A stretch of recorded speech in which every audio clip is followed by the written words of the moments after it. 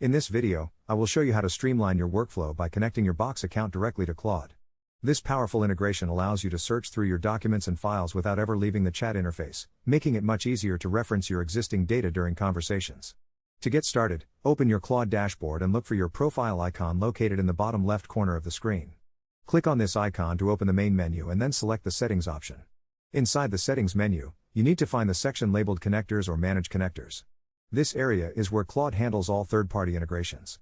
Once you are in the Connectors tab, look through the list of available services until you find Box. When you see it, simply click the Connect button to begin the authorization process. A new window will likely appear asking you to log into your Box account and grant the necessary permissions for Claude to access your files. After you approve the connection, the setup is complete. You can now use Claude to search for specific files, summarize documents stored in your Box folders, or ask questions based on the information contained within your cloud storage. This saves a tremendous amount of time because you no longer have to manually download and re-upload files to get insights from them. Everything is synced and ready for you to use in your daily tasks. Thank you so much for watching this tutorial, and I hope this connection helps you work much more efficiently.